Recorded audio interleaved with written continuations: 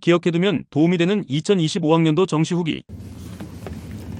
안녕하세요. 분당입시 이경화입니다. 네, 김지한입니다. 저희가 정시 특징에 대해서 전타임에 알아봤는데요. 이번에는 정시에서 그래도 이 정도는 좀 알아두면 도움이 될 것 같다 하는 사례들을 선생님한테 좀 여쭤보려고 해요. 네. 첫 번째로 얘기해야 될 건 스나이퍼들의 활성화.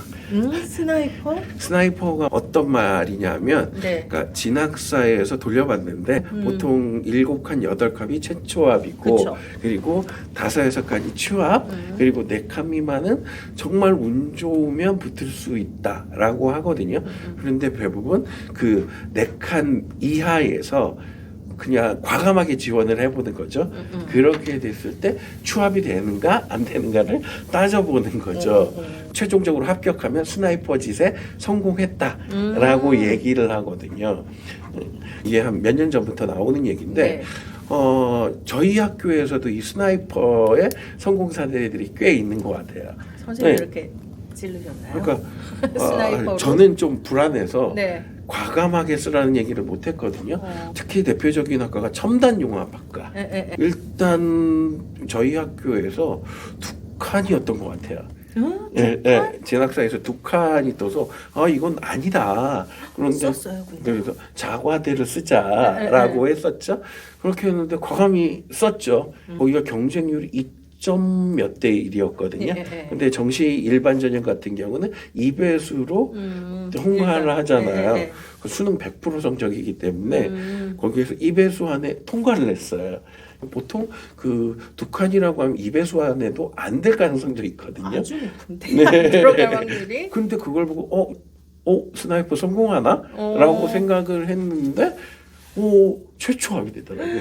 그러니까 교과평가까지 들어가니까. 서울대는 어쨌든 그 모집 정원의 2배수로 일단 1차 합격자를 선발을 하고 그다음에 교과평가가 들어가니까 네. 그렇긴 했지만 그래도 1차 합격자의 합격이 된다는 보장이 굉장히 적었던 확률이었는데 그렇게 돼서 이게 가능하구나 라고 해서 봤더니 이번에 진학사와 관련돼서 원성이 잦아요 카페에. 네. 그럼 저도 느꼈던 건데 마지막 날에 그 칸수가 대변동이 일어났어요. 그렇게 해서 막 청원도 올라왔잖아요.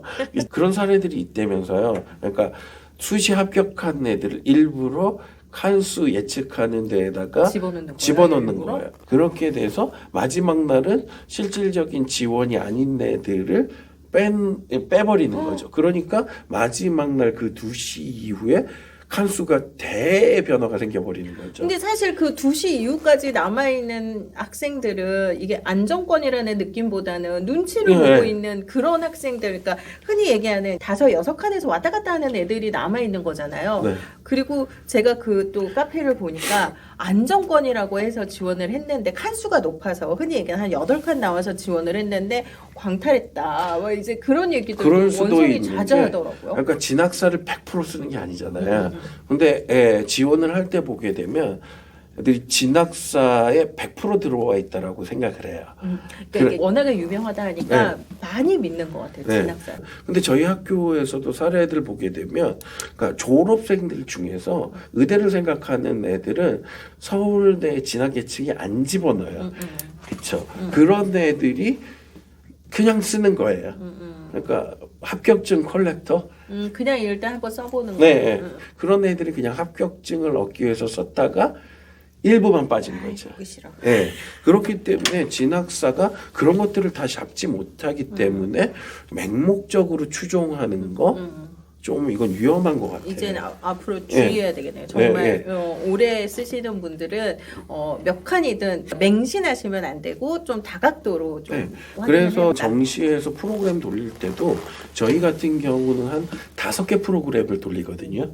그렇게 해서 애들은 기본적으로 다 진학사를 하기 때문에 제2사, D2사, 그리고 또 다른 제2사, 그리고 K, 그리고 또 하나가 M으로 M 이런 것들을 통해서 그래도 3개 이상이 최초합이 되는 걸 안정권으로 보거든요. 그러니까 하나만을 놓고 보면 꼭 문제가 생길 수가 있어요. 그렇게 해서 거기에서 다 뜨면 진학사에서도 1칸, 2칸이 뜨더라도 다른 데에서 한 3개, 4개에서 최초합이나 추합이 나온다?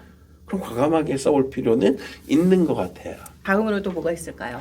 일단 서울대를 놓고 본다라고 한다면 다른 학교들도 다 비슷한 패턴이거든요. 상위권 학과들은 많이 돌고요.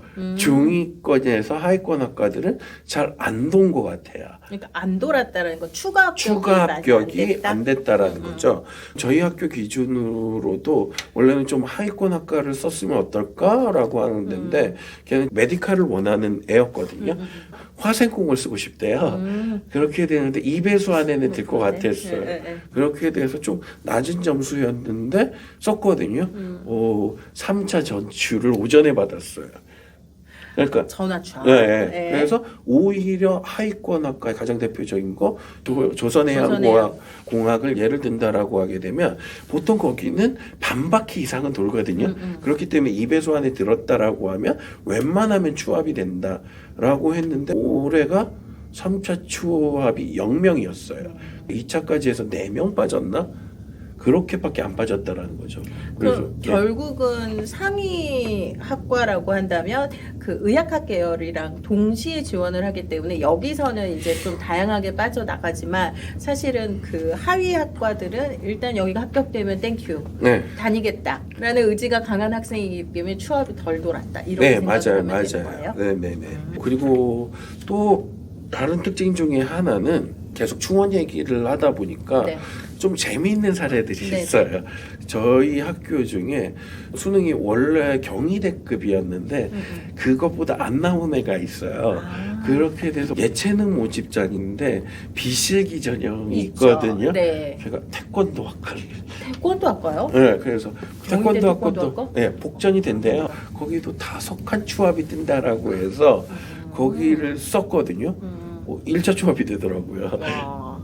애들이 간판을 보고 그런 비실기 전형을 쓰는 경우들도 종종 있다라는 거죠. 몇몇 학교들에서 그런 모집단위들을 모집하는 경우들이 있어서 그런 것들을 잘 이용하는 것도 나쁘진 않을 것 같아요. 그리고 하나 더 얘기한다라고 하면 작년에 정시 끝나고 저희가 얘기했던 것 중에 하나가 메디컬 리그가 별도로 형성했다라고 했는데 올해 입시는 메디컬도 세분화된 것 같아요.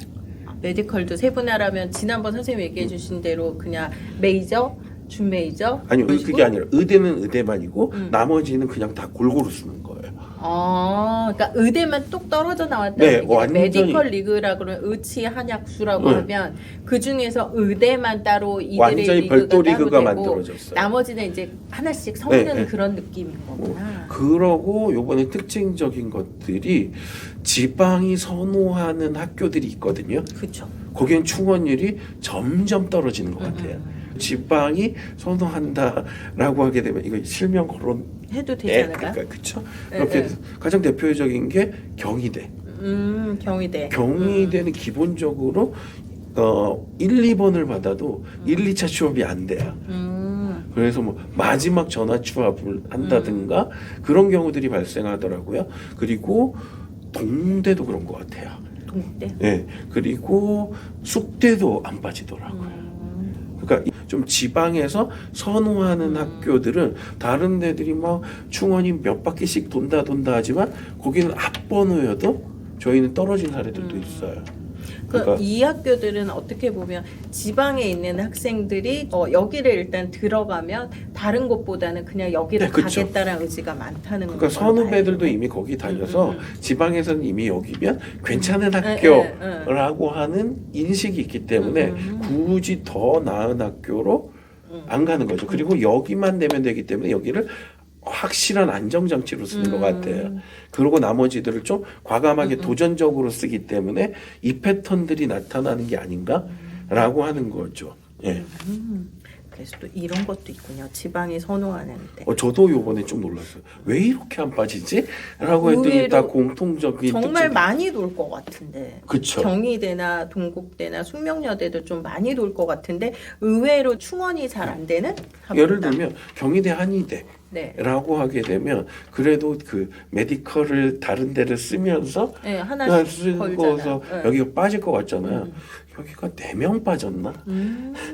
그랬을 거예요. 엄청 안 뻗지더라고요. 그런 특징이 있네요. 네. 지금 시립대도 그렇네. 서울 맞아요. 서울 시립대는 네. 3차밖에 또 안 돌려요. 네, 그리고 거기는 정화초합도 네, 거의 거의 마지막. 안 하는 네. 것 같아요. 네. 네. 그리고 시립대는 경희대보다 더 심한 것 같아요. 여기는 왜냐하면 일단은 4분의 1 등록. 여기를 들어가면 취직하기 괜찮은 학과들도 되게 네. 많고 전반적인 어떤 비용적인 면에서도 부담이 적으니까 지방에서 접근하기 나쁘지 않아요. 네. 선생님이 정시에서 나타난 재미있는 사례들을 알려주셨어요. 그래서 이 부분도 기억해 두시면 좋을 것 같습니다.